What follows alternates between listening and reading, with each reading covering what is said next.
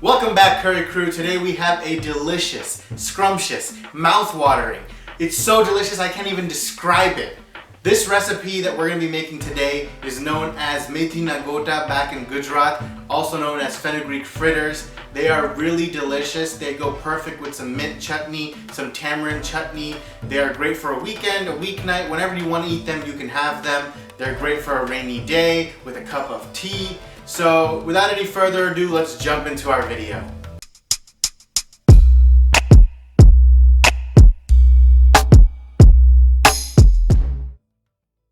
So what you see here is all of the ingredients that you're gonna need to make your fritters.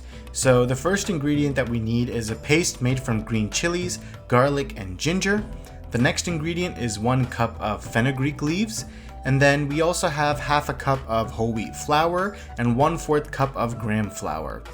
Then we have 1 banana, a few teaspoons of plain yogurt, and some oil. So step 1 is to take a mixing bowl, and into this goes our green chili, ginger, and garlic paste. So for this paste, we took 4 green chilies, 4 cloves of garlic, and a 1-inch piece of ginger, and we crushed it in a mortar and pestle to create a paste. The reason we want a paste instead of just slices or pieces is because we want to incorporate the flavors throughout the entire dish and not just have whole chunks of chili or garlic in the bites that we take. Next, we're going to add in our green fenugreek, also known as Methi, and you can use fresh or frozen, that's perfectly fine. And now to this, we're going to add in our whole wheat flour and our gram flour, also known as besan. The reason we have 2 flours is because the wheat flour will help bind the batter together, but the gram flour will help us get a crispy outer layer when we fry the fritters. So next we're going to add in 4 teaspoons of oil, and you can use any kind of oil that you want, but if you want a tasteless one, you can go with avocado oil. Give it a quick mix, and then to this we're going to add in 4 teaspoons of plain yogurt. This is going to add a really nice tang to our dish, and it's also going to help bind the dish together.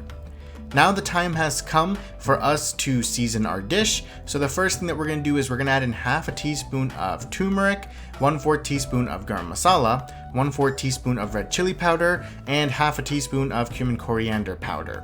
And then finally, we're going to add in salt to taste. Always do salt to taste because you don't want to overdo the salt. So start small, taste, and add more. Unless you're a mom with like years and years of experience. If so, then you can just feel how much you need. Like the salt speaks to you. Now we're gonna add in our secret ingredient. So this recipe is my grandmother's recipe, and unlike others, she adds the banana as her secret ingredient for a few reasons.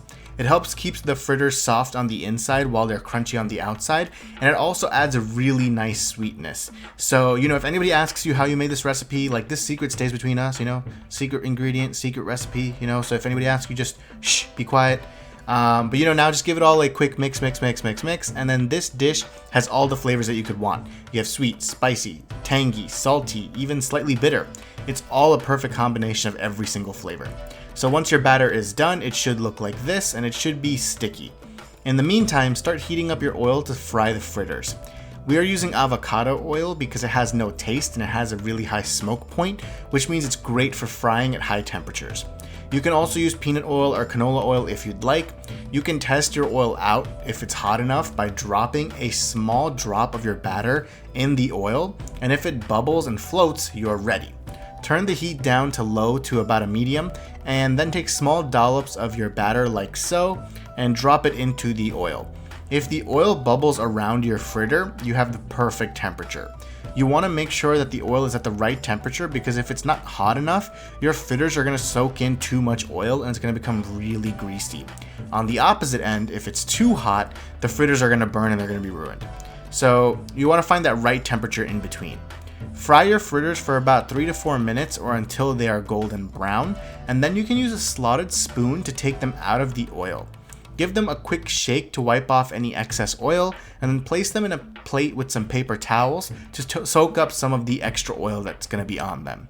Finish frying off the rest of your batter, and then you can let your fritters cool for about 5 minutes, and this is what the final dish looks like.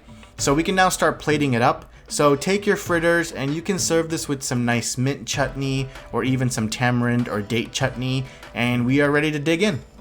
So guys, here's our final dish. It is time for us to dig in. So I'm going to take a piece. I'm going to dip it in that amazing tamarind chutney we have here. Absolutely delicious. And I'm going to take another piece because you know I got to try it with the mint chutney too. So, so good. It goes great with either chutney. You can also have this with ketchup. You can have it by itself if you want. Either way, it's going to taste amazing. So you guys need to try this recipe out at home. Let me know what you think of it. And guys, thank you for liking, sharing, subscribing. It really helps us out. And without any further ado, keep on cooking.